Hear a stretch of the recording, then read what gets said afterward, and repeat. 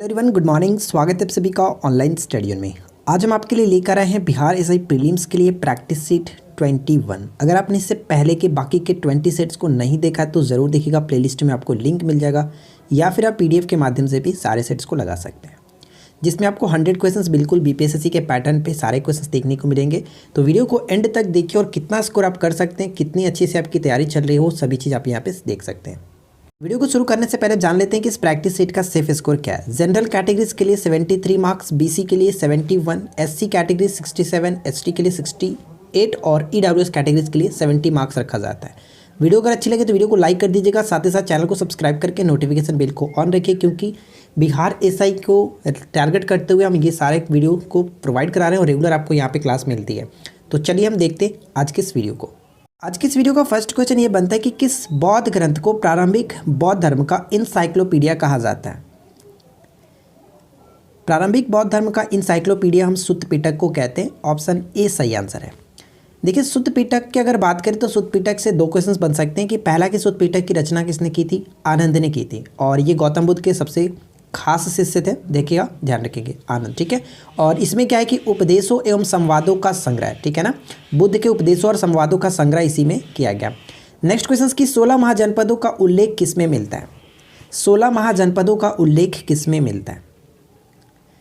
तो यहाँ पे हमारा करेक्ट आंसर क्या होगा? ऑप्शन हम डी को टिक करेंगे, ए और बी दोनों, क्योंकि अगर हम बात करें कि बौद्ध ग्रंथ अंगुत्तर निकाय और साथ ही साथ जैन ग्रंथ जो है वो भगवती सूत्र, इन दोनों में 16 महाजनपदों के बारे में वर्णन किया गया। थर्ड क्वेश्चन की निम्नलिखित में से किसको चालकोलिथिक युग भी कहा जाता है?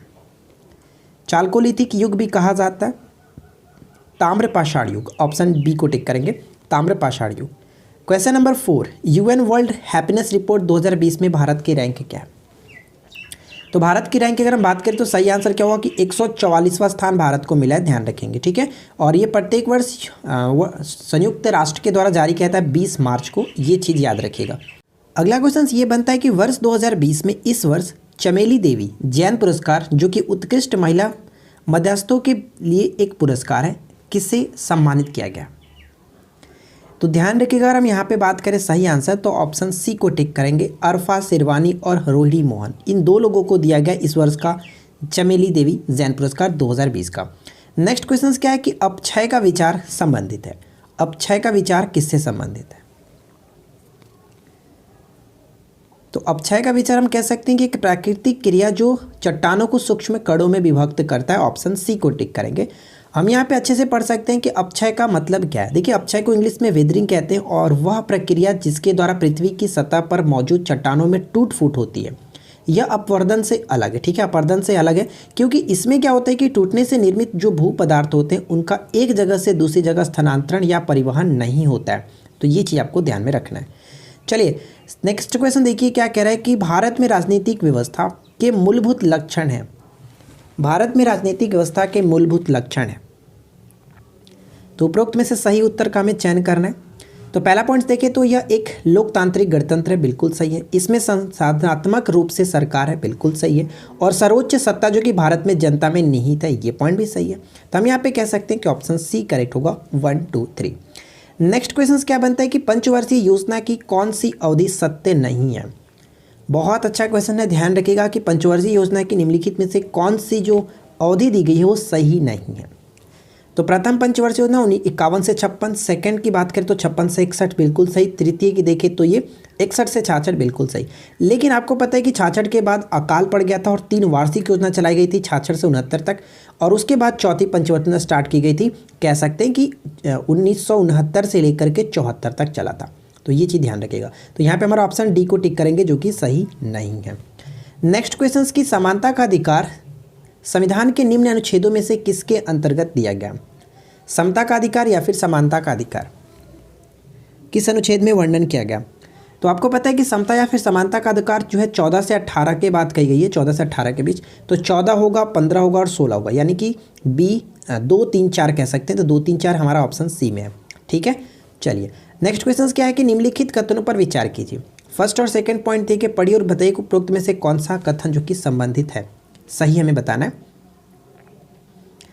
तो चलिए एक एक करके देखते हैं। पहला पॉइंट क्या कह रहा है कि ब्रह्मांड वर्ष सूर्य की परिक्रमा से संबंधित है, बिल्कुल सही है। और सूर्य को अपने कक्ष पर एक घूर्णन करने में मध्य भाग को 25 दिन तथा ध्रुवीय भाग को 30 दिन का समय लगता है। तो ये पॉइंट भी बिल्कुल सही है। तो हम यहाँ पे कहेंगे कि 1 और 2 दोनों सही, इसलिए ऑप्शन हम बी को टिक करेंगे।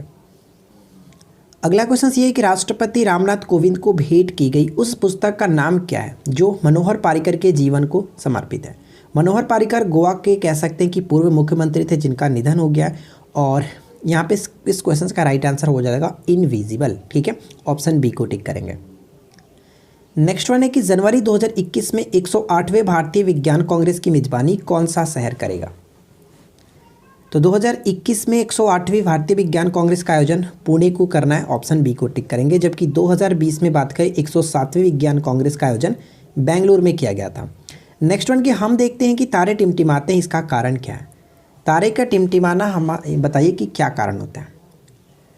तो ताप के परिवर्तन के कारण तारों तथा पृथ्वी के बीच के माध्यम के अपवर्तनांक का निरंतर बदलाव होता है। ठीक है, अगर इस तरह से ना देखें तो हम कह सकते हैं कि वायुमंडलीय अपवर्तन के कारण भी होता है। तो यहाँ पे फिलहाल हमारा ऑप्शन बी को टिक करेंगे। चलिए अगला क्वेश्चन ये है कि वह प्रथम मुस्लिम शासक कौन था जिसने शासन के सिद्धांत को राजाओं के ईश्वरीय से अधिकार सिद्धांत के समान प्रतिपादित किया था, और वो कौन था। वो था बलबन। ठीक है, बलबन, ऑप्शन डी को टिक करेंगे। और आपको पता है कि बलबन गुलाम वंश का काफ़ी फेमस शासक था, और इससे जुड़ी कई चीज़ें हैं जैसे कि नवरोज उत्सव को स्टार्ट कराया था, साथ ही साथ लौह एवं रक्त की नीति को अपनाया था, और हम ये कह सकते हैं कि जो इल्तुतमिश के द्वारा स्टार्ट की गई थी चिहलगानी, जो कि 40 सरदारों का गठन होता था, उसको ये समाप्त किया था। तो और भी कई चीज़ें हैं, और साथ ही साथ एक और आपका ध्यान रखिएगा, सेना विभाग की स्थापना की थी दीवाने अर्ज नाम से, ये भी इंपॉर्टेंट है। ठीक है, चलिए निम्न में से कौन सा सुमेलित नहीं है। तो बताइए कि यहाँ पे कौन सही तरीके से सुमेलित नहीं किया गया। तो हम यहाँ पे अगर राइट आंसर की बात करें तो देखिए टैक्योमीटर की बात करें तो ये दबांतर के साथ गलत है, जो कि हम यहाँ पे बात करेंगे किसके साथ होगा। तो बाकी देख लीजिए, एनीमोमीटर वायु की चाल, अमीटर से विद्युत धारा, और पायरोमीटर से उच्च तापमान के लिए होता है। लेकिन टैक्योमीटर का प्रयोग हम किस लिए करते हैं, तो हम यहाँ पे पढ़ सकते हैं कि टैक्योमीटर जो होता है वो सर्वेक्षण के समय दूरी, उन्नयन आदि मापने वाला यंत्र होता है। ठीक है, टैक्योमीटर। नेक्स्ट क्वेश्चन क्या है कि निम्नलिखित में से कौन सा मौलिक अधिकार नहीं है। तो अच्छे से पढ़ करके बताइए कि कौन सा मौलिक अधिकार नहीं है। तो मौलिक अधिकार की हम बात करें तो यहाँ पे संपत्ति का अधिकार नहीं है, पहले था लेकिन अब नहीं है, क्योंकि जो 44वां संविधान संशोधन हुआ था 1978, उसके तहत इसको हटा करके कानूनी दर्जा दे दिया गया था, कानूनी अधिकार बना दिया गया था। ठीक है, 300 के क में वर्तमान में इसको डाला गया। नेक्स्ट क्वेश्चन क्या बनता है कि किसी कैदी को न्यायालय के समक्ष प्रस्तुत करवाने के लिए किस रीट की आवश्यकता होती है। तो यहाँ पे हमारा सही आंसर क्या होगा। Right answer will be option b, बंदी प्रत्यक्षीकरण, ऑप्शन बी को टिक करेंगे। उत्प्रेरक एक ऐसा पदार्थ होता है जो रासायनिक अभिक्रिया के वेग को क्या करता है। उत्प्रेरक यानी कि कैटलिस्ट एक ऐसा पदार्थ होता है जो रासायनिक अभिक्रिया के वेग को यानी कि दर को परिवर्तित करता है। ठीक है, कम या ज़्यादा करता है, ऑप्शन हम सी को टिक करेंगे, लेकिन वो खुद उसमें भाग नहीं लेता है। नेक्स्ट क्वेश्चन की मनुष्य के शरीर में एंट अमीबा के लिए हिस्टोलिका कहाँ पाया जाता है। एंट अमीबा के लिए हिस्टोलिटिका, ठीक है, हिस्टोलिटिका कहाँ पाया जाता है। तो इस क्वेश्चन का सही आंसर हमारा होगा आंत में। ठीक है ना, ऑप्शन ए को टिक करेंगे, आंत में। नेक्स्ट वन है कि हिंदू वृद्धि दर किस दर वृद्धि से संबंधित है, किस वृद्धि दर से संबंधित है। हिंदू वृद्धि दर किस वृद्धि दर से संबंधित है। तो ऑप्शन हम सी को टिक करेंगे, राष्ट्रीय आय, ऑप्शन सी बिल्कुल सही आंसर हो जाता है। देखिए नेक्स्ट क्वेश्चन क्या कह रहा है कि हाल ही में 11वें राष्ट्रीय कृषि विज्ञान केंद्र सम्मेलन 2020 का आयोजन किस शहर में किया गया। तो यहाँ पे सही आंसर क्या होगा, 11वें राष्ट्रीय कृषि विज्ञान केंद्र सम्मेलन 2020 का आयोजन किया गया था नई दिल्ली में, ऑप्शन डी को टिक करेंगे। नेक्स्ट वन की किस टीम ने हाल ही में बंगाल के खिलाफ पहली पारी में 44 रन की बढ़त हासिल करने के बाद अपनी रणजी ट्रॉफी खिताब जीता है। तो हम ये कह सकते हैं कि बंगाल को हरा करके बंगाल के खिलाफ रणजी ट्रॉफी का खिताब किसने जीता, तो सौराष्ट्र क्रिकेट टीम ने जीता था, बी को टिक करेंगे। नेक्स्ट देखिए क्या है कि स्टेनलेस स्टील मिश्र धातु है। स्टेनलेस स्टील मिश्र धातु है किसका। तो स्टेनलेस स्टील हम कह सकते हैं कि लोहा और क्रोमियम का मिश्र धातु है, ऑप्शन डी को टिक करेंगे। नेक्स्ट वन की यदि एक दी हुई समय अवधि में कीमतें तथा मौद्रिक आय दोनों दुगनी हो जाए तो वास्तविक आय क्या होगा। यदि एक दी हुई समय अवधि में कीमतें तथा मौद्रिक आय दोनों दुगनी हो जाए तो वास्तविक आय क्या होगा? तो वास्तविक आय ऐसी स्थिति में कह सकते हैं कि अपरिवर्तित रहेगी। सी को टिक करेंगे। नेक्स्ट क्वेश्चन है कि किस अनुच्छेद के अंतर्गत कोई नागरिक मूल अधिकारों के किसी भी उल्लंघन के लिए सीधे उच्चतम न्यायालय, ध्यान रखेंगे यही इंपॉर्टेंट पॉइंट बनता है, उच्चतम न्यायालय में मुकदमा कर सकता है। तो मूल अधिकारों से संबंधित किसी भी उल्लंघन के लिए वो सीधे उच्चतम न्यायालय यानी सुप्रीम कोर्ट में अनुच्छेद 32 के तहत वो कर सकता है, अपील कर सकता है, ठीक है। लेकिन अगर बात करते हैं यहाँ पे उच्च न्यायालय की जाती तो वहाँ पे 226 होता। तो फिलहाल सही आंसर हमारा ऑप्शन डी होगा। चलिए नेक्स्ट क्वेश्चन क्या है कि राजा नंद का उल्लेख करने वाला अभिलेखीय प्रमाण कौन सा है? राजा नंद का उल्लेख करने वाला अभिलेखीय प्रमाण कौन सा है? तो यहाँ पे हम ऑप्शन ए को टिक करेंगे, खारवेल का हाथी गुम्फा अभिलेख, ऑप्शन ए सही आंसर है। नेक्स्ट वन की मनुष्य के आंत में रहने वाला एक कोशिकीय आरोग्यजनक परिजीवी प्रोटोजोआ है। तो देखिए इस क्वेश्चन को हम लोगों ने ऑलरेडी ऊपर में देख चुका था। वहाँ पे क्वेश्चन थोड़ा सा यही पूछा गया था कि हिस्टोलिटिका कहाँ पे पाया जाता है? आंत में, ठीक है। तो यही क्वेश्चन था ऊपर में ही, ऑप्शन बी को टिक करेंगे। नेक्स्ट वन क्या है कि भारत में उच्चतम न्यायालय ने निम्नलिखित मामलों में से किसमें मना था कि मौलिक अधिकारों में संशोधन नहीं किया जा सकता? निम्नलिखित मामलों में से किसमें माना था कि मौलिक अधिकारों में संशोधन नहीं किया जा सकता है? तो ये बात कही गई थी किसमें? गोलकनाथ मामला में, ठीक है। ऑप्शन डी को टिक करेंगे, गोलकनाथ मामला में। नेक्स्ट क्वेश्चन की कावेरी नदी का उद्गम स्थल है, बताइए कि कावेरी नदी का उद्गम स्थल है। तो कावेरी नदी कर्नाटक के ब्रह्मगिरी पर्वत से निकलती है, ऑप्शन सी को टिक करेंगे। और कर्नाटक से जो क्वेश्चन पूछे जा सकते हैं हम यहाँ पे पढ़ सकते हैं कि दक्षिण पूर्व में प्रवाहित होने वाली कावेरी नदी बंगाल की खाड़ी में मिलती है। और इसकी उपनदियाँ कौन कौन सी है? तो हरंगी, हेमावती, नोइल, अमरावती, सिमसा और लक्ष्मण तीर्थ याद रख सकते हैं, भवानी याद रख सकते हैं, काबिनी याद रख सकते हैं। इसमें इंपॉर्टेंट हेमावती है, अमरावती है, सिमसा है और भवानी है, ये सभी इंपॉर्टेंट है, ठीक है।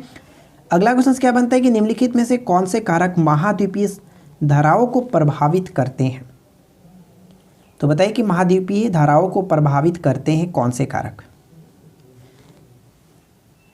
तो क्या होगा सही आंसर?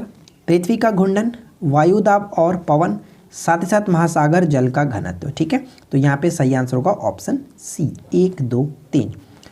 अगला क्वेश्चन क्या बनता है कि जो लवण अम्लीय हाइड्रोजन परमाणु या फिर हाइड्रोक्सिल आयन से मुक्त रहते हैं क्या कहलाते हैं? तो ये क्वेश्चन हम लोगों ने कल की वीडियो में ही देखा था, ठीक है। कल की वीडियो अगर आपने देखी होगी तो आपको पता होगा। सही आंसर क्या होगा? सामान्य लवण, ऑप्शन ए को टिक करेंगे, सामान्य लवण। नेक्स्ट क्वेश्चन की वर्ष 2020 में भारतीय रेलवे ने किस रेलवे स्टेशन पर अपना पहला रेस्टोरेंट ऑन व्हील्स लॉन्च किया? काफ़ी चर्चा में था। सही आंसर क्या होगा? ऑप्शन डी को टिक करेंगे, पश्चिम बंगाल के Asansol railway station, option D correct है। नेक्स्ट वन बनता है कि वर्ष 2020 में किस देश की संसद ने पहला राष्ट्रीय बाल दुर्व्यवहार विधेयक पारित किया है जो बाल शोषण के लिए आजीवन कारावास की सजा पेश करेगा? तो ऐसा किया गया चीन के द्वारा, ऑप्शन सी करेक्ट होगा, चीन के द्वारा। नेक्स्ट वन की संयुक्त राष्ट्र पर्यावरण कार्यक्रम का मुख्यालय कहाँ स्थित है? संयुक्त राष्ट्र पर्यावरण कार्यक्रम का मुख्यालय कहाँ पे है? जिसको हम लोग UNEP कहते हैं, यूनाइटेड नेशन इन्वायरमेंट प्रोग्राम, ठीक है। और इसका मुख्यालय पड़ता है केन्या की राजधानी नैरोबी में, ऑप्शन सी को टिक करेंगे। चलिए अगला क्वेश्चन देखिए क्या है कि किस अधिनियम के द्वारा ब्रिटिश संसद ने चाय और चीन के साथ व्यापार को छोड़कर ईस्ट इंडिया कंपनी के भारत के साथ व्यापारिक एकाधिकार को समाप्त कर दिया था? तो ये समाप्त किया गया था 1813 का चार्टर अधिनियम, 1813 का चार्टर अधिनियम। मैंने जो आपको टॉपिक दिया था उसमें भी ये टॉपिक्स पढ़ने को मिला था आपको। आई होप कि आपने टॉपिक्स को अच्छे से पढ़ा होगा। कोई प्रॉब्लम नहीं, शाम को जो वीडियो आएगी ना उसमें आपकी चेक हो जाएगी कितने अच्छे से आपने टॉपिक्स को पढ़ा है। देखते हैं। देखिए नेक्स्ट क्वेश्चन क्या है कि 1855 ईस्वी में संथालों ने किस अंग्रेज कमांडर को हराया था? संथालों ने 1855 में किस अंग्रेज कमांडर को हराया था? मेजर बारो, ऑप्शन सी को टिक करेंगे, मेजर बारो। नेक्स्ट वन है कि मेटूर बांध अवस्थित है। मेटूर बांध जो है अवस्थित है, तो सही आंसर होगा ऑप्शन सी, तमिलनाडु में अवस्थित है, कावेरी नदी पर बना है मेटूर बांध। भारत में लाल क्रांति के जनक के रूप में किसे जाना जाता है? भारत में लाल क्रांति के जनक के रूप में किसे जाना जाता है? तो सही आंसर होगा विशाल तिवारी, ऑप्शन ए को टिक करेंगे। लाल क्रांति का संबंध आपको पता होगा क्या होगा? तो पढ़ सकते हैं कि कृषि विभाग के अनुसार लाल क्रांति टमाटर और मांस से संबंधित है और भारत में लाल क्रांति के जनक विशाल तिवारी को माना जाता है। निम्नलिखित में से कौन सा कथन सही है? अच्छे से पढ़िए और बताइए कि कौन सा कथन सही है। तो देखिए इस क्वेश्चन का राइट आंसर क्या होगा। कार्बनिक यौगिकों के लिए इथेनॉल एक अच्छा विलायक होता है, बिल्कुल सही है। विलायक का मतलब क्या होता है? अगर हम देखिए जल और नमक से समझें विलायक और विलेय क्या होता है, तो जल जो होगा यानी कि जो पदार्थों को घुलाने की क्षमता रखता हो उसको हम लोग विलायक कहते हैं। यानी अगर हम नमक और जल की बात करें तो नमक क्या होगा? विलेय होगा, जबकि जल विलायक होगा। ठीक है, इस तरह से कह सकते हैं कि इथेनॉल एक अच्छा विलायक है, बिल्कुल सही। इथेनॉल का क्वथनांक और गलनांक पानी से कम होता है, जो कि बिल्कुल सही है। इथेनॉल का उपयोग टिंचर आयोडीन में किया जाता है, ये चीज़ भी इंपॉर्टेंट है। तो तीनों के तीनों पॉइंट्स यहाँ पे बिल्कुल सही दिए गए, इसलिए हम ऑप्शन डी को टिक करेंगे 1 2 3। और ये क्वेश्चन डायरेक्ट भी पूछा जाता है, तो आप इनको अच्छे से याद रखिएगा। अगला क्वेश्चन बनता है कि यदि किसी परमाणु संख्या 10 और द्रव्यमान संख्या 23 है तो परमाणु में प्रोटॉन और न्यूट्रॉन की संख्या कितनी होगी?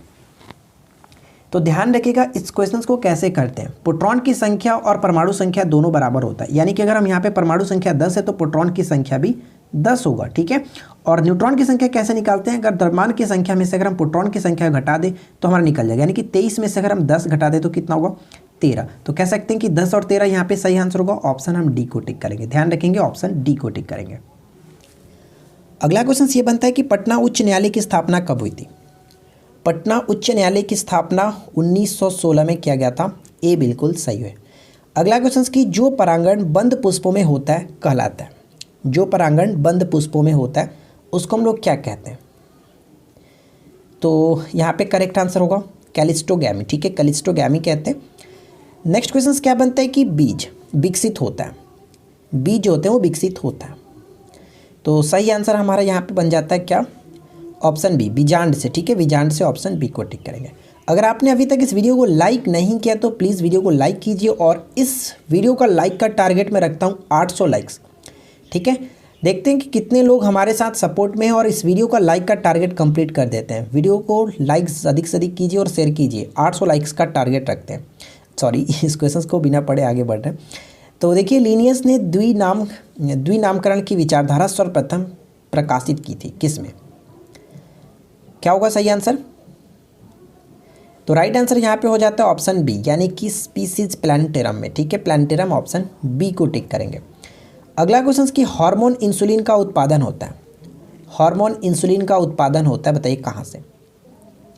तो आपको पता है कि अग्नाशय से ये निकलता है इंसुलिन। ठीक है, यानी कि इंग्लिश में इसको कहते हैं पेनक्रियाज। पेनक्रियाज ग्रंथि की बीटा कोशिका से निकलता है, ऑप्शन बी बिल्कुल सही आंसर है। अच्छा, एक क्वेश्चन अगर मैं आपसे पूछूं कि प्राकृतिक में इंसुलिन कहाँ से मिलता है तो कितने लोग सही आंसर दे सकते हैं? जल्दी से नीचे कमेंट करके बताइए, तो थोड़ा देखते हैं कि प्रकृति में इंसुलिन कहाँ से प्राप्त होता है, कहाँ से निकाला जाता है। अगला क्वेश्चन कि लोएस पठार स्थित है, लोएस पठार जो होता है वो चीन में स्थित है, ऑप्शन सी को टिक करेंगे। बहुत इंपॉर्टेंट क्वेश्चन है लोएस पठार। अगला क्वेश्चन की वर्ष 2020 में केंद्रीय मंत्री रविशंकर प्रसाद ने किस एयरपोर्ट पर यात्रियों के लिए फ्री वाईफाई सेवाओं का लोकार्पण किया? तो यहाँ पे हमारा सही आंसर क्या होगा? ऑप्शन ए, कह सकते हैं जॉली ग्रांट एयरपोर्ट। देखिए जॉली ग्रांट एयरपोर्ट हाल ही में काफ़ी चर्चा में रहा था, तो आने वाले एग्जाम्स के लिए बहुत ज़्यादा इंपॉर्टेंट हो सकता है, क्योंकि अब ये चर्चा में था तो इंपॉर्टेंट हो ही सकता है। तो चलिए मैं आपको बताता हूँ कि ये क्यों चर्चा में था। तो देखिए पहले तो हम बात कर लेते हैं कि जॉली ग्रांट एयरपोर्ट किस स्टेट में है। तो ध्यान रखिएगा ये उत्तराखंड में पड़ता है, उत्तराखंड के देहरादून में स्थित है। चलिए हम पूरी कहानी को समझते हैं। उत्तराखंड वन विभाग द्वारा देहरादून के जॉली ग्रांट एयरपोर्ट के विस्तार के लिए थानों स्थित जंगल से 10,000 पेड़ों को प्रस्तावित कटाई के खिलाफ सैकड़ों की संख्या में स्थानीय लोगों ने देहरादून हवाई अड्डे के बाहर विरोध प्रदर्शन किया था। बात समझ में आई क्यों किया गया था? क्योंकि जो जॉली ग्रांट एयरपोर्ट है इसको विस्तार करने के लिए जो वहाँ पे जंगल स्थित था, थाने स्थित जंगल, ठीक है ध्यान रखेंगे, थाने स्थित जंगल से करीब 10,000 पेड़ों को प्रस्तावित था कि उसको कटाई करना था, लेकिन वहाँ के जो स्थानीय लोग थे इसका विरोध करने लगे, तो इसलिए काफ़ी चर्चा में था। और इस दौरान लोगों ने थानों बचाओ या ठीक है सेव थानों के नाम से नारे भी लगाए और साथ साथ पेड़ों को गले लगाते नजर आए। तो ये थोड़ा सा इंपॉर्टेंट हो जाता है, याद रखिएगा, एग्जाम्स के लिए बहुत ज़्यादा क्वेश्चन इंपॉर्टेंट बन जाता है। अगला क्वेश्चन बनता है कि नई दिल्ली में 2020 के स्वामी विवेकानंद कर्मयोगी पुरस्कार से किसे सम्मानित किया जाएगा? तो राइट आंसर यहाँ पे हो जाता है जादव पायेंग, ऑप्शन डी को टिक करेंगे। नेक्स्ट क्वेश्चन क्या है कि समग्र पोषण अभियान के कार्यान्वयन के लिए देश में किस राज्य को प्रथम स्थान दिया गया? समग्र पोषण अभियान के लिए। तो देश में प्रथम राज्य का अगर दिया गया तो वो किसे, आंध्र प्रदेश को दिया गया। डी सही होगा। वर्ष 2020 में अमित दाहिया, जिस पर हाल ही में नाडा द्वारा 4 साल का प्रतिबंध लगा दिया गया, वह किस खेल से संबंधित है? तो बताइए किस खेल से संबंधित है? Javelin throw. ठीक है, जेवलिन थ्रो को भाला फेंक भी कह सकते हैं। अगला क्वेश्चन, भारत में पूंजी निर्माण के आंकड़े एकत्रित करने का काम कौन करता है? पूंजी एकत्रित करने का काम कौन करता है? तो भारतीय रिजर्व बैंक और केंद्रीय सांख्यिकी संगठन, ऑप्शन ए सही आंसर है। नेक्स्ट वन देखिए क्या है कि नीचे स्वाधीनता संग्रामियों तथा उनके द्वारा प्रारंभ समाचार पत्रों के नाम दिए जा रहे हैं, निम्नलिखित का जोड़ा कौन सा गलत है? बताइए कि कौन सा जोड़ा यहाँ पे गलत किया गया। तो देखिए अगर हम बात करें अल हिलाल तो मौलाना अबुल कलाम आज़ाद बिल्कुल सही है। केसरी की बात करें तो लोकमान्य तिलक के साथ, नेशनल हेराल्ड की बात करें तो जवाहरलाल नेहरू। लेकिन कॉमनवेल्थ यहाँ पे जो कि गलत किया गया, क्योंकि कॉमनवेल्थ की बात करें तो ये एनी बेसेंट के साथ संबंधित होना चाहिए था, ना कि महात्मा गांधी के साथ। तो ऑप्शन हम यहाँ पे डी को टिक करेंगे। नेक्स्ट वन है कि अखिल भारतीय किसान सभा कब और कहाँ गठित की गई थी? अखिल भारतीय किसान सभा का गठन जो है कब और कहाँ किया गया था? तो 1936 लखनऊ में, ऑप्शन डी को टिक करेंगे। अगला क्वेश्चन कि गर्म रेगिस्तान में तथा उनके चारों ओर पवन धूल से बनने वाली जो मृदा होती है उसको हम क्या कहते हैं? धूलों के द्वारा ये बनता है, पवन धूल से निर्मित होता है, उसको हम लोग कहते हैं लोएस मृदा। ठीक है, लोएस मृदा, ऑप्शन बी सही होगा। वर्ष 2020 में प्रधानमंत्री नरेंद्र मोदी की अध्यक्षता वाली एक उच्च स्तरीय समिति द्वारा नए केंद्रीय सतर्कता आयुक्त के रूप में किसे नियुक्त किया गया? केंद्रीय सतर्कता आयुक्त के रूप में किसे नियुक्त किया गया? तो right answer will B Sanjay Kothari, option D को टिक करेंगे। नेक्स्ट क्वेश्चन क्या है कि वर्ष 2020 में किस राज्य ने एक पलायन आयोग की स्थापना की है? तो बताइए कि हाल ही में पलायन आयोग की स्थापना किस राज्य की सरकार ने की थी? तो ये उत्तर प्रदेश के सरकार के द्वारा की गई है, ए सही आंसर होगा। गुप्त वंश के निम्नलिखित शासकों को क्रम से लगाइए। गुप्त वंश के जो भी शासक थे उनको हम यहाँ पे क्रम से सजाएंगे, तो बताइए कि कौन सा सही आंसर होगा। तो ध्यान रखेंगे अगर हम यहाँ पे सही से सीक्वेंस बैठा है तो चंद्रगुप्त प्रथम, उसके बाद समुद्रगुप्त, क्योंकि समुद्रगुप्त जो थे वो चंद्रगुप्त प्रथम के पुत्र थे, और समुद्रगुप्त के बाद चंद्रगुप्त द्वितीय, और इनके बाद कुमारगुप्त, और लास्ट में हम कह सकते हैं स्कंदगुप्त। यानी कि यहाँ पे जो भी सीक्वेंस है बिल्कुल सही है, 1 2 3 4 5, यानी राइट आंसर ऑप्शन डी को टिक करेंगे। अगला क्वेश्चन है कि दक्षेस यानी कि सार्क आंदोलन शुरू करने का उद्देश्य क्या था? जो सार्क स्टार्ट किया गया था इसका उद्देश्य क्या था? तो राइट आंसर यहाँ पे होगा ऑप्शन डी, क्षेत्रीय सहयोग के लिए इसको स्टार्ट किया गया था। चलिए हम यहाँ पे बारीकी से समझते हैं कि ये सार्क क्या है। दक्षिण एशियाई क्षेत्रीय सहयोग संगठन यानी कि south Asian association for regional corporation. तो सार्क का फुल फॉर्म आप याद रखिएगा, डायरेक्ट पूछा जाता है। इसकी स्थापना 8 दिसंबर 1985 को भारत, पाकिस्तान, बांग्लादेश, श्रीलंका, नेपाल और मालदीव, भूटान के द्वारा मिलकर के हुई थी, यानी 7 देशों के साथ मिलकर के हुआ था। अफगानिस्तान वर्ष 2005 में आयोजित हुए 13वें वार्षिक शिखर सम्मेलन में सार्क का नया सदस्य बना। यानी कि हम कह सकते हैं कि कुल इसमें 8 देश हैं, जिसमें सबसे नवीनतम कौन सा है? तो अफगानिस्तान है, 2005 में इसमें ऐड हुआ था। ठीक है, इस संगठन का मुख्यालय कहाँ पे और सचिवालय की बात करें, मुख्यालय और सचिवालय नेपाल के काठमांडू में स्थित है। लेकिन इसकी स्थापना कहाँ पे की गई थी? इसकी स्थापना की गई थी, ध्यान रखेंगे, 8 दिसंबर 1985 को बांग्लादेश की राजधानी ढाका में। तो ये चीज़ें बहुत ज़्यादा इंपॉर्टेंट है, याद रखिएगा। अगला क्वेश्चन क्या है कि पंचशील की मुख्य विशेषता है? पंचशील की मुख्य विशेषता है, तो यहाँ पे करेक्ट आंसर क्या होगा? सांस्कृतिक संबंधों का विकास। ठीक है, ऑप्शन सी को टिक करेंगे। चलिए नेक्स्ट वन क्या है? लोलक घड़ियाँ गर्मियों में क्यों सुस्त हो जाती है? लोलक घड़ियाँ गर्मियों में क्यों सुस्त हो जाती है? तो इसका कारण ये होता है कि लोलक की लंबाई बढ़ जाती है, जिससे क्या होता है कि इसकी इकाई दोलन में लगा हुआ समय बढ़ जाता है। ठीक है, ऑप्शन सी को टिक करेंगे। नेक्स्ट वन क्या है कि वैश्विक नवाचार सूचकांक 2020 जारी की गई, जिसमें भारत को 48वां स्थान मिला है। तो 2019 में भारत को कौन सा स्थान मिला था? तो 2019 में भारत को स्थान मिला था 52। ठीक है, 52 ध्यान रखिएगा। नेक्स्ट वन है कि हाल ही में पूर्व राष्ट्रपति प्रणब मुखर्जी का 84 वर्ष की उम्र में निधन हो गया, इसके संबंध में विचार करें। तो फर्स्ट और सेकंड पॉइंट यहाँ पे दिए गए, दोनों पॉइंट्स को पढ़िए और बताइए कि कौन सा यहाँ पे सही होगा। उपरोक्त में कौन सा कथन जो कि आपको सही है, बताइए। तो पहला पॉइंट क्या कह रहा है कि देश के सर्वोच्च नागरिक पुरस्कार भारत रत्न से 2019 में इनको सम्मानित किया गया था, जो कि बिल्कुल सही है। और प्रणब मुखर्जी 2012 से 17 तक देश के 13वें राष्ट्रपति रहे थे। तो ये दोनों पॉइंट्स यहाँ पे सही है, इसलिए हम ऑप्शन सी को टिक करेंगे, 1 और 2। नेक्स्ट क्वेश्चन की अत्यधिक शीत ऋतु में पहाड़ों पर पानी की पाइपलाइनें फट जाती है, इसका कारण क्या है? तो इसका कारण क्या होता है? इसका कारण ये है कि पानी पाइप में पानी जमने पर फैल जाता है, ठीक है, आयतन में वृद्धि होती है इस वजह से, जो कि पाइपें फट जाती है। ऑप्शन सी को टिक करेंगे। नेक्स्ट क्वेश्चन क्या है कि कॉस्मिक किरणों की खोज किसने की थी? कॉस्मिक किरणों की खोज किसने की थी? तो कॉस्मिक किरण की खोज विक्टर हेस ने किया था, ऑप्शन सी करेक्ट होगा। नेक्स्ट वन है कि इको मार्क उन भारतीय उत्पादों को दिया जाता है जो, इको मार्क उन भारतीय उत्पादों को दिया जाता है जो पर्यावरण के प्रति मैत्रीपूर्ण हो, ठीक है, पर्यावरण के प्रति मैत्रीपूर्ण हो। अगला क्वेश्चन की भारत की पहली cardiologist doctor S Padmavati, God mother of cardiologist कहा जाता था उनको, जिनका हाल ही में निधन हो गया, कितनी उम्र में इनका निधन हो गया? किस वर्ष की उम्र में इनका निधन हो गया? तो ध्यान रखिएगा, यहाँ पे सही आंसर हमारा हो जाता है 103 वर्ष की आयु में इनका हाल ही में निधन हो गया, जिनको गॉड मदर ऑफ कार्डियोलॉजिस्ट कहा जाता था। हाल ही में किस राज्य केंद्र शासित प्रदेश में भारत का पहला इग्लू कैफ़े खुला है? इग्लू कैफ़े खुला है। इग्लू का पता है आपको क्या होता है ना, कि बर्फ़ में जो जिस तरह से आप घर देखते हो इस तरह से बना होता है, इसी को हम लोग इग्लू के नाम से जानते हैं, ठीक है, इग्लू। इस तरह का कैफ़े खुला है, बताइए कि किस राज्य केंद्र शासित प्रदेश में? तो राइट आंसर यहाँ पे हो जाएगा ऑप्शन बी, जो कि जम्मू कश्मीर में। तो इससे हम जो भी पॉइंट्स हम यहाँ पे समझने की कोशिश करते हैं, देखिए, स्विट्जरलैंड की तर्ज पर भारत में जम्मू कश्मीर में करीब 2730 मीटर की ऊंचाई पर स्थित गुलमर्ग में स्थानीय होटल संचालक ने भारत का पहला इग्लू कैफ़े खोला। इग्लू कैफ़े में बर्फ़ से बने टेबल लगे हैं, जिसमें ग्राहकों के लिए गर्म भोजन परोसा जाता है। ये इग्लू कैफ़े लगभग 15 फीट ऊंचा और इसकी गोलाई जो है 26 फीट है, ठीक है। तो ये चीज़ें आपको ध्यान में रखनी है। अगला क्वेश्चन क्या है कि कवकों में संग्रहित भोज्य पदार्थ है, बताइए कि कवकों में संग्रहित भोज्य पदार्थ है। तो इस क्वेश्चन का राइट आंसर हो जाता है ऑप्शन ए, ग्लाइकोजेन, ठीक है ना, ग्लाइकोजेन।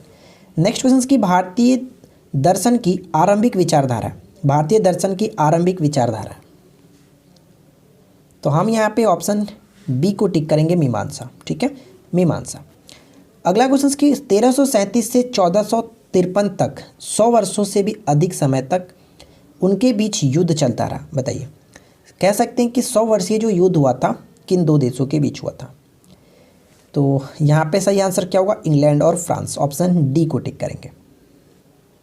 नेक्स्ट वन है कि वर्ष 2020 में राजस्थान के किस शहर को यूनेस्को द्वारा विश्व धरोहर शहर यानी कि वर्ल्ड हेरिटेज सिटी की औपचारिक प्रमाण पत्र मिला है?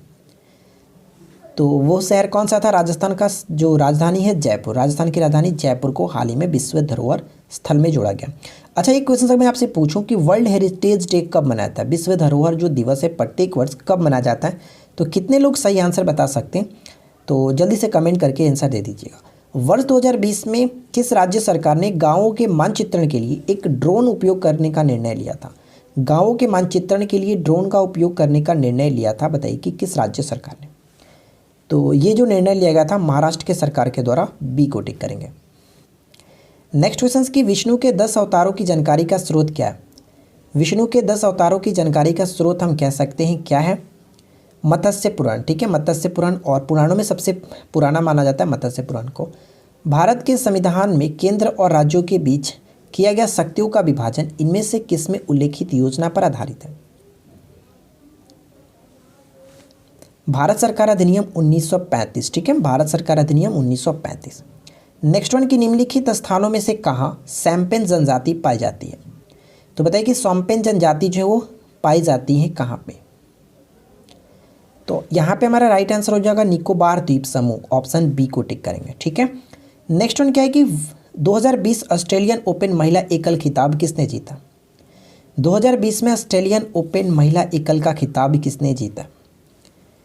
तो सोफिया कैनिन ने जीता, ध्यान रखिएगा, सोफिया कैनिन, और ये अमेरिका से बिलोंग करती हैं। और अगर हम यहाँ पे बात करें कि पुरुष एकल का खिताब किसने जीता, तो मैं आपको बता दूं कि नोवाक जोकोविच, जो कि सर्बिया के हैं, उन्होंने जीता था। प्रतिष्ठित world games athlete of the year 2020 पुरस्कार जीतने वाले पहली हॉकी खिलाड़ी कौन बन गई है? World game athlete of the year 2020 का पुरस्कार जीतने वाली रानी रामपाल। ठीक है, ऑप्शन सी को टिक करेंगे। नेक्स्ट वन है कि चंद्रगुप्त द्वितीय ने अपनी किस विजय की खुशी में चांदी के विशेष सिक्के जारी किए थे? चांदी के विशेष सिक्के जारी किए गए थे किसके द्वारा? तो ये चंद्रगुप्त द्वितीय ने चांदी के विशेष सिक्के अपने शकों को पराजित करने के उपलक्ष्य में जो कि जारी किया था। नेक्स्ट वन क्या है कि फलोत्पादन में नाइट्रोजन उपयोग क्षमता की वृद्धि की जा सकती है, बताइए किस तरह से? फलोत्पादन में नाइट्रोजन उपयोग क्षमता की वृद्धि की जा सकती है किस तरह से? तो हम ये कह सकते हैं, यहाँ पे सही आंसर हमारा हो जाता है ऑप्शन डी, यानी कि उपरोक्त सभी के द्वारा उर्वरक की मात्रा के बार बार प्रयोग द्वारा, नाइट्रोजन उर्वरक अवरोधक के प्रयोग द्वारा और साथ ही साथ नाइट्रोजन धीरे छोड़ने वाले उर्वरकों के उपयोग द्वारा। ठीक है, अगला क्वेश्चन क्या है कि बुद्ध के धार्मिक विचारों और वचनों का संग्रह किस ग्रंथ में? तो ये क्वेश्चन हम लोगों ने ऑलरेडी ऊपर में देखा हुआ था। सबसे पहला क्वेश्चन ही था हमारा, जिसको हम लोग इंसाइक्लोपीडिया कहते हैं, और वो था सुत्त पिटक। ठीक है ना, ऑप्शन ए को टिक करेंगे, सुत्त पिटक।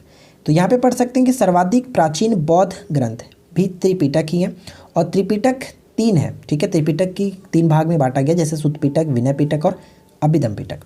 सुत्त पिटक में क्या है कि बुद्ध के धार्मिक विचारों और वचनों का संग्रह है, और इसे बौद्ध धर्म का इंसाइक्लोपीडिया भी कहा जाता है। तो ऊपर में आपने देखा था कि मैंने इससे संबंधित एक चीज़ बताई थी कि सुत्त पिटक की रचना किसने की थी। तो जल्दी से नीचे कमेंट कीजिए कि इसकी रचना किसने की थी। देखते हैं कितने लोगों को ऊपर की बातें याद हैं, जल्दी से कमेंट कीजिएगा। अगला क्वेश्चन है कि वर्ष 2020 में किस राज्य को 34वें सूरजकुंड अंतर्राष्ट्रीय शिल्प मेले में थीम राज्य के रूप में चुना गया था? ये प्रत्येक वर्ष सूरजकुंड अंतर्राष्ट्रीय शिल्प मेला लगता है, ठीक है ना, और इसमें जो है मैं आपको बता दूं कि फरीदाबाद में लगता है, और इस वर्ष 2020 में इसका थीम जो राज्य था वो था हिमाचल प्रदेश। नेक्स्ट वन क्या है कि वर्ष 2020 में किसे निशाने पाकिस्तान पुरस्कार से सम्मानित किया गया, जो कि पाकिस्तान का शीर्ष पुरस्कार है, शीर्ष नागरिक पुरस्कार है। जिस तरह से हम लोग का भारत रत्न है, उस तरह से पाकिस्तान का निशाने पाकिस्तान है, और ये हाल ही में दिया गया डेरेन सैमी को। ऑप्शन बी करेक्ट होगा, डेरेन सैमी। नेक्स्ट क्वेश्चन बनता है कि सूची 1 को सूची 2 के साथ सुमेलित करना है, यानी राष्ट्रीय उद्यान और राज्य के साथ मैच करना है। तो बताइए कौन किसके साथ सही तरीके से मैच होगा? पन्ना राष्ट्रीय उद्यान कहाँ पे? पन्ना राष्ट्रीय उद्यान मध्य प्रदेश, यानी ए का 3 के साथ, ए का 3 के साथ 2 ऑप्शंस मिल रहे हैं। चलिए अगर बात करें अंशी राष्ट्रीय उद्यान कहाँ पे पड़ते हैं? अंशी राष्ट्रीय उद्यान कर्नाटक, बी का 4 के साथ। तो बी का 4 के साथ, यानी ऑप्शन डी हमारा सही आंसर हो जाता है। ठीक है, अगर बात करें यहाँ पे सिकारा देवी अक्षर आता है, सिकारा देवी जो है वो हिमाचल प्रदेश में, ये ध्यान रखिएगा। और अगर हम यहाँ पे देखें मरीन, ठीक है, तो ये आपका पड़ता है गुजरात। तो ये सभी चीज़ें जो कि इंपॉर्टेंट है याद रखेंगे। नेक्स्ट वन क्या बनता है कि किस पदार्थ को लगाने से कटे हुए भाग से रक्त बहना रुक जाएगा? तो यहाँ पे हमारा करेक्ट आंसर होगा option D, ferric chloride. Option D को टिक करेंगे, फेरिक क्लोराइड। अगला प्रश्न है कि निम्नलिखित कथनों पर विचार कीजिए। फर्स्ट और सेकंड पॉइंट को पढ़िए और बताइए कि कौन सा कथन सही है। क्या कह रहा है कि देश की पहली महिला एम्बुलेंस ड्राइवर एम वीरलक्ष्मी बन गई हैं, जो कि केरल में नियुक्त हुई है। ये पॉइंट देखिए गलत है, क्योंकि मैं आपको बता दूं कि देश की पहली महिला एम्बुलेंस ड्राइवर एम वीरलक्ष्मी तो बनी है, ये तो पॉइंट सही है, लेकिन गलत यहाँ पे कि केरल में नहीं, जबकि ये इनकी तमिलनाडु में नियुक्ति की गई है। ठीक है, तमिलनाडु में, ये पॉइंट गलत हो जाता है। और इस काम का उन्हें 3 साल का अनुभव है, ये सही है, और इससे पहले वो टैक्सी चलाती थी, ये बिल्कुल सही है। तो हम यहाँ पे कह सकते हैं कि केवल और केवल 2 सही हो जाता है, ऑप्शन बी यहाँ पे करेक्ट आंसर होगा। नेक्स्ट वन बनता है कि प्रधानमंत्री नरेंद्र मोदी ने हाल ही में किस महीने को पोषण माह के रूप में मनाने की घोषणा की है? तो पोषण माह बनाने की घोषणा जो की गई है वो सितंबर 2020, ऑप्शन बी को टिक करेंगे, पोषण। अगला क्वेश्चन है कि लंदन में ब्लू फ्लैग से सम्मानित होने वाली पहली भारतीय मूल की महिला कौन है? पहली भारतीय मूल की महिला कौन बनी है? तो right answer will be option b, Noor Inayat Khan. Option b को टिक करेंगे। और चलिए इनसे जुड़ी कुछ पॉइंट्स में यहाँ पे समझ लेते हैं कि द्वितीय विश्व युद्ध में ब्रिटेन के लिए जासूसी करने वाली भारतीय मूल की पहली महिला नूर इनायत खां को ब्लू फ्लैग से सम्मानित किया जाएगा। ब्लू फ्लैग योजना ब्रिटिश हेरिटेज चैरिटी द्वारा चलाई जाती है। इसके तहत उन विख्यात लोगों को सम्मानित किया जाता है जो लंदन में या तो किसी खास इमारत में रहे हो या फिर उसमें काम किया हो। ठीक है, तो ये चीज़ ध्यान में रखिएगा। नेक्स्ट क्वेश्चन क्या बनता है कि भारत के किस पड़ोसी देश ने पूर्व राष्ट्रपति प्रणब मुखर्जी के निधन पर एक दिन का राष्ट्रीय शोक का ऐलान किया? एक दिन का राष्ट्रीय शोक का ऐलान किया गया था किस पड़ोसी देश के द्वारा प्रणब मुखर्जी के निधन पर? बांग्लादेश। ऑप्शन सी करेक्ट होगा, बांग्लादेश। नेक्स्ट वन की केंद्र सरकार किसकी सिफारिश के आधार पर भारत की समेकित निधि में राज्यों की सहायता अनुदान देती है? भारत की समेकित निधि में किस राज्यों की सहायता अनुदान देती है, किस सिफारिश के आधार पर? ऑप्शन सी करेक्ट होगा, संघीय वित्त मंत्री। ठीक है, ऑप्शन सी को टिक करेंगे। नेक्स्ट क्वेश्चन बनता है कि निम्नलिखित में से किस युद्ध के पश्चात ईस्ट इंडिया कंपनी को बंगाल पर शासन स्थापित हो गया था? कंपनी को बंगाल पर शासन स्थापित हो गया था, बताइए। तो यहाँ पे हमारा सही आंसर हो जाता है बक्सर का युद्ध। ऑप्शन सी को टिक करेंगे। बक्सर का युद्ध कब हुआ था? 1764 में। ठीक है, 1764, 22 अक्टूबर 1764। अगला क्वेश्चन क्या है, देखिए मैथ्स का क्वेश्चन है कि किसी राशि का 8% वार्षिक दर से 6 वर्षों में उस पे कह सकते हैं कि उपचित साधारण ब्याज 1200 रुपये है। इस मूलधन से तिगुना राशि पर 10% वार्षिक दर से 2 वर्ष के अंत में साधारण ब्याज क्या होगा? देखिए काफ़ी आसान क्वेश्चन है, कैसे करेंगे। यहाँ पे साधारण ब्याज दिया गया 1200। अगर हम यहाँ पे साधारण ब्याज को 1200 रखें तो हम यहाँ पे मूलधन निकाल सकते हैं। तो 8 छके 48 यानी 48% अगर हम यहाँ पे देख लें तो कितना हो जाएगा? 12 चौका 48, 25 चौका 100, यानी कि हमारा जो धन था वो कितना हो गया? 2500 रुपया। लेकिन क्वेश्चन में आगे क्या जा रहा है कि मूलधन से तिगुनी राशि, यानी कि अब 2500 का 7500 हम कर देते हैं, 3 गुना कर देते हैं। अब बात की जा रही है कि 7500 पर 10% 2 वर्ष के लिए, यानी कितना हो गया? 7500 का 20% कर लेते हैं डायरेक्ट, 20 10 दूनी की 20, 20% यानी कि 75 दूनी का 150 और एक जीरो आपका बन जाएगा 1500 रुपये। ऑप्शन हम डी को टिक करें, ये हुआ हमारा करेक्ट आंसर। ठीक है, उम्मीद करता हूँ कि आपको समझ में आ गई होगी। अगला क्वेश्चन देखिए क्या है कि 2 नल ए और बी एक टंकी को क्रमशः 6 मिनट 7 मिनट में भर सकते हैं। ए से आरंभ करते हुए प्रत्येक नल को बारी बारी से 1 मिनट के लिए खोला जाता है, तो टंकी को भरने में कितना समय लगेगा? बहुत अच्छा क्वेश्चन है, ध्यान से समझिएगा। अगर हम यहाँ पे बात करें कि ए जो है वो 6 मिनट में भर देता है, बी जो है वो 7 मिनट में भर देता है, दोनों की एफिशिएंसी कितनी होगी? अगर हम यहाँ पे टोटल देखें तो 7 और 6 का एलसीएम 42, और ये आपका 1 मिनट में 7 काम करेगा और ये 1 मिनट में 6 काम। ठीक है, एक इस तरह से। तो अगर हम यहाँ पे देखें कि 2 मिनट में कुल कितने भरेंगे, तो 7 और 6 13, इस तरह से। और अगर हम इसके नज़दीक जाना चाहें तो कितना से गुना करने पड़ेगा? दोनों तरफ अगर हम 3 से गुना करें, यानी कि 6 मिनट में इसके नज़दीक का काम हो जाएगा 39। ठीक है, 39। तो शेष बचा कितना? तो आप कहें कि 42 में से 39 तो भरा गया, यानी कि 3 बट्टे अगर हम इस तरह से देखें तो 1/14 काम अभी हमारे पास बचा है।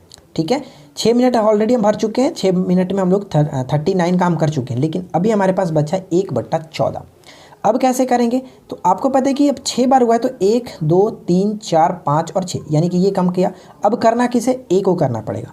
तो आपको पता है कि 1 मिनट में वो क्या करता है कि 1/6 काम को कर देगा। ठीक है, 1 मिनट में 1/6 काम को करेगा, तो उसे करना कितना? 1/14 काम। तो 1/14 काम को हम निकाल लेते हैं। तो ध्यान दीजिएगा, सॉरी यहाँ पे हम कहें कि 1/6 काम को वो 1 मिनट, हमें समय निकालना है ना, तो 1/6 काम को वो 1 मिनट में करता है, तो 1/14 को कितना में करेगा? यानी 1 गुने 6 और 1/14। इस तरह से देखें तो कितना होगा? ऊपर में 3, आपका नीचे 7, यानी कि आपका बचा इतना समय। 3/7 यहाँ पे आ गया, तो 6 मिनट ऑलरेडी लगा था और नया जो समय लगा वो 3/7, यानी ऑप्शन हम बी को टिक करेंगे। और मैंने आपको ये टाइम एंड वर्क का कॉन्सेप्ट जो कि काफ़ी अच्छी तरीके से पढ़ा रखा है, अगर आपने नहीं देखा तो हमारे जाकर के प्लेलिस्ट को चेक कीजिए, मैथ्स का क्वेश्चंस आपको उसमें मिल जाएगा, स्पेशल टाइम एंड वर्क का, इसी टाइप से बारी बारी क्वेश्चंस करने वाला। अगला क्वेश्चन क्या है कि भारतीय संविधान के संबंध में कौन सा कथन सही है? भारतीय संविधान के संबंध में कौन सा कथन सही है? तो यहाँ पे हमारा सही आंसर क्या होगा कि यह दूसरे देशों से प्रभावित है। बिल्कुल सही है, क्योंकि दूसरे देशों से कई चीज़ें जो कि ग्रहण की गई है, तो कह सकते हैं कि दूसरे देशों के संविधान से प्रभावित है। अगला क्वेश्चन की पटना कलम शैली से संबंधित चित्रकार का नाम क्या है? पटना कलम शैली से संबंधित चित्रकार का नाम क्या है? तो उपयुक्त सभी, ऑप्शन डी को टिक करेंगे। हुलासलाल, जयराम दास और शिवदयाल एवं ईश्वरी प्रसाद, इन सभी को हम कह सकते हैं कि कलम शैली से संबंधित, पटना कलम शैली से संबंधित चित्रकार हैं।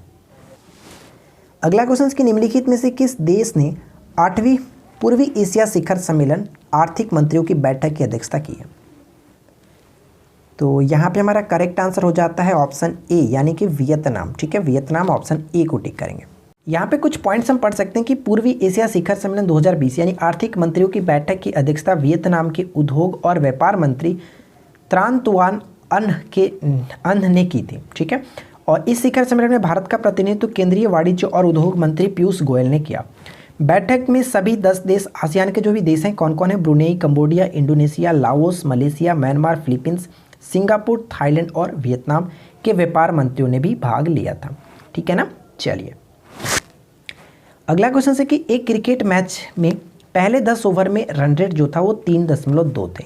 282 रन के लक्ष्य को पूरा करने के लिए शेष 40 ओवर में कितने रन रेट होनी चाहिए। देखिए सबसे पहले बात करते हैं कि 10 ओवर में टोटल रन कितना बना। तो अगर रेट 3.2 का रन रेट चल रहा है तो टोटल 10 ओवर में 32 रन बने, 32 रन, और लक्ष्य में पूरा करना है 282 का, यानी कि 282 में से अगर हम 32 रन तो हम बना चुके हैं, शेष 40 ओवर हमें हमारे पास बचा है, यानी कि अभी हमें कितना रन बनाना है, 250 रन बनाना है। 250 रन को कितने ओवर में बनाना है, 40 ओवर में, यानी हम इसको डिवाइड कर देंगे, 1 0 से 1 0 खत्म, 25 यहाँ कर कटाएंगे 4 से, तो 6.25 ऑप्शन डी होगा। यानी अब हमारा जो रन रेट का टारगेट होगा वो 6.25 से करना होगा, तब हम लक्ष्य को पूरा कर पाएंगे। अगला क्वेश्चन की 0 डिग्री सेल्सियस पर 1 ग्राम बर्फ को पूरी तरह से पिघलाने के लिए कितना यांत्रिक कार्य करना चाहिए। तो 80 जूल। ठीक है, 80 जूल का कार्य करना पड़ेगा, ऑप्शन बी को टिक करेंगे। नेक्स्ट वन है कि हाल ही में संपन्न हुए संयुक्त अभ्यास इंद्रधनुष में भारत के साथ शामिल हुआ था। इंद्रधनुष में भारत के साथ कौन शामिल हुआ था। तो इंद्रधनुष जो होता है संयुक्त अभ्यास भारत और ब्रिटेन के बीच होता है, ए को टिक करेंगे। नेक्स्ट वन बनता है कि रक्षा अनुसंधान और विकास संगठन यानी डीआरडीओ द्वारा विकसित स्वाति रडार के निर्यात के लिए भारत ने किस देश के साथ समझौता किया। स्वाति रडार के लिए आर्मेनिया के साथ। ठीक है, ऑप्शन बी को टिक करेंगे, आर्मेनिया के साथ। देखिए लास्ट क्वेश्चन से अगर आपने अभी तक वीडियो को लाइक नहीं किया तो यार प्लीज़ वीडियो को लाइक ज़रूर कर देना, और टारगेट जो मैंने आपको 800 लाइक्स का बताया ज़रूर उसे पूरा कर दीजिएगा ताकि मुझे अच्छा लगे, और मुझे यकीन है कि आप कर दोगे यार, ज़्यादा टारगेट मैंने ज़्यादा नहीं दिया। अगला क्वेश्चन क्या है कि निम्न में से किसने सर्वप्रथम प्रेस सेंसरशिप लागू की थी। तो बताइए कि प्रेस सेंसरशिप सबसे पहले किसने लागू की थी, और इस क्वेश्चन का राइट आंसर होता है वेलेस्ली। ठीक है ना, ऑप्शन ए को टिक करेंगे, लॉर्ड वेलेस्ली। तो ध्यान रखेंगे फ्रेंड्स, यहाँ पे हमारा ऑप्शन ए बिल्कुल सही होगा, और हमने यहाँ पे 100 क्वेश्चंस कंप्लीट किया, और मुझे यकीन है कि आप लोग को ये वीडियो ज़रूर अच्छी लगी होगी। वीडियो अगर पसंद आई हो तो अपने दोस्तों के साथ शेयर कीजिए, और इसी तरह से रोजाना एक मॉक टेस्ट के लिए हमारे साथ जुड़ सकते हैं। चैनल को सब्सक्राइब करके नोटिफिकेशन बेल को ऑन रखिए। हम मिलते हैं किसी और वीडियो में नेक्स्ट टॉपिक के साथ। Thanks for watching, keep learning, have a good day.